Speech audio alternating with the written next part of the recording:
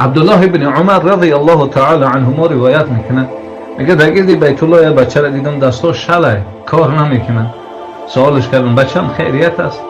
گفت حضرت جان جوان بودم پدرم نصیحت کرد پدرم زدم، بعد اون مادرم نصیحت کرد مادرم زدم.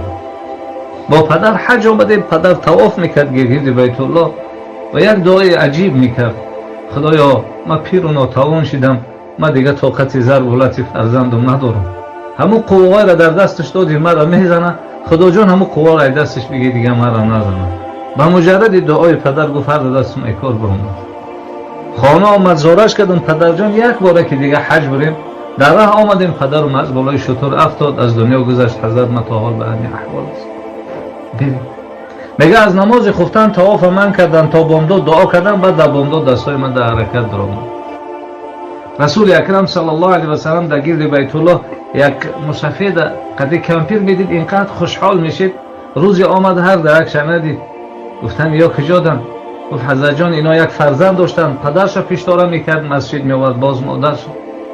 همون گفتن فرزند از دنیا گذشته است دیگه، یا کسی ندارن مسجد بیارشون و از مسجد ببرشون. حبیب خدا گفتن اگر دنیا وفایی میکرد به فرزند انبیا میکرد، وقتی این را از بین برد ما و شما را از بین میبرد. یکی از قاری ها تا حال زنده هست، گفت من بسیار ثروتمند بودم، شرایط خوب داشتم، پدرم بیمار بود، خانم ده بود، زاره میکرد که بچه‌م مرا خانه خودم ببر. میگه ماشین ده تاب میدادم گرد همین قشلاق و رایان ها تاوش میدادم، با دوباره خانه خودم میآوردم.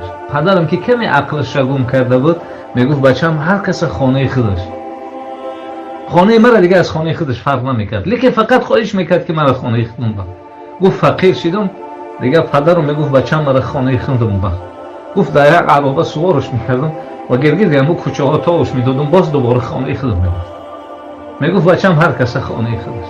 و روزی میگه پدرم دست برداشت گفت فرزندم خدایا از جمله او فرزندای شوی که روز تو پیش شوی، شاههای دنیا از دنبال تو بروند، پشت تو برن.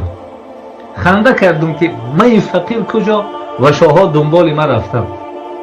و روزی میگه قبر همین محمد اسماعیل البخاری را در سمرقند میگه زیارت آمدن. همین اسلام کریموف میگه از بین قاریا مرا گفت تو پیش شو. وقتی میگه ما پیش اسلام کریموف عقب دیگه شاهها آوای دیدم ریخت. میگه رئیس جمهور گفت چرا ناراحت شدی؟ گفت من در دعای پدر خنده کرده بودم، این روز برای اجابتش گفت گریه دارم. من گفتم کجا عقل قطعی قبول نشد که من کی هستم که من پیش برم شاه از عقیب من. شمس الدین ذهبی رحمت الله علیه عجیب قصه میکنه، کدام ما و شما پیش از خواب رفتن یک بارک جایگاه مادر یا پدر میبینیم چه حال دار؟ میگه یکی از علما شب که میخواست خواب بره گفت یک بارک برم جایگاه مادر ما ببینم چه حال است. آمد که مادر خواب از پاکاش پر از چنگ و غبار، خم شدن بر ریشاش کفای پای مادرش تازه کردن. و سحر آمدن خواستن درس بگن. یکی از شاگردا گفتن حضرت شب تهجد خوندی، ذکر کردی، تلاوت قرآن کردی؟ گفتن چرا؟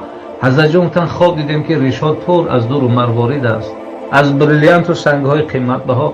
گفت او خاک کفی پای مادرم. مادر تاب میخوره. ایمن میگه گفتم محمد بیا قبر مادر رو بکنیم. هر بار میگه حبیب خدا قبر مادر رو میکندن، تشششون در زمین میزدن، یک کلمه عجیب علم آور میگفتن بچه جان، بچه جان.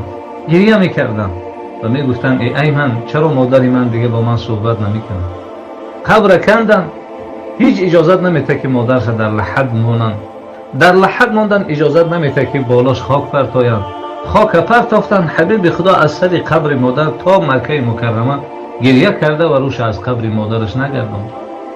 و وقتی آمدن باباش دیدن که اینقدر حبیب خدا ناراحت است، گفتن محمد برای چی گریه میکنی؟ گفت که بابا جان چرا مادرم دیگه با من حرف نمیزنه؟ حبیب خدا گفتن باباش گفتن که یا محمد انا ابوک و امک، من هم پدر و هم بابات هست. 2 سال دیگه با بابا ایستادن که بابا هم از دنیا گذشت. چقدر حبیب خدا یتیمی رو بالاشون آورد. رسول اکرم صلی الله علیه و سلم گفتن از اون نعمت هایی که در جنتن در دنیا دیده می شود این پدر و مادر. همون جینجه های روهای پدر رو میبینیم، مادر رو میبینیم، انا ما راههای به سوی جنت رفتن ما و شماست. علما میفرمایند در 3 حالت دعا قبول میشه. بعضی میگن در 5 حالت که حالت باران باریدن یا حالتی که آبی دیده در پره رخساره هست، یا حالتی که اذان میگن دعای اذان کردن است، یا در میعذاب همون نوشاره‌ای که در بیت الله هست آب میرزه، رو پر روی همون حبیب خدا میگه بشین دعا بکنین الله قبول میکنه. یکی از دعاها قبول میشه که چهره پدر تا نگاه کن و چهره مادر تا نگاه کن دعا بکن الله قبول میکنه. رسول اکرم صلی الله علیه و سلم روز یک صحابه را دید که در ریشاش ملائکه ها بحث دارند. گفت بچه‌م این روز چه عملی خوبی را انجام دادی؟ گفت حضرت جان از کار آمدم پاکای مادر ما دیدم پر از چنگ و غبارم، خم شدم بر ایشان کفای پاش تازه کرد و آبای دیده حبیب خدا ریختم.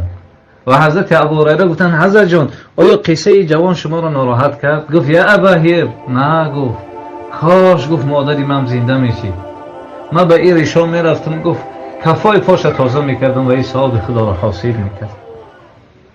حضرت عمر رضی الله تعالی عنه روایت میکنن میگه روز حبیب خدا را 62 ساله بود، یعنی 1 سال پیش از وفاتش در یک سرزمین دیدم که حبیب خدا اینقدر ناله کرد که من یگان بار حبیب خدا را نالش ندیده بودم.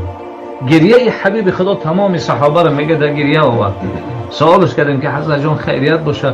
گفت قبر پدر و مادرم هست. رسول اکرم صلی الله علیه و سلم چقدر ما شما را توصیه دادن و دعای عجیب هم میخونیم اللهم اغفر لی و لوالدی. خدا اول خودمون ببخش بعد از آن پدر و مادر. چرا اول خودمون؟ چرا اول پدر نه؟ چرا اول مادر نه؟ خدایا مرا ببخش. چرا؟ تا دعای در حق پدر و مادر میکنم قبول شود. اگر مرا نبخشی دعام قبول نمیشه، به خاطر اول خودم خدا ببخش بعد از آن پدر و مادر.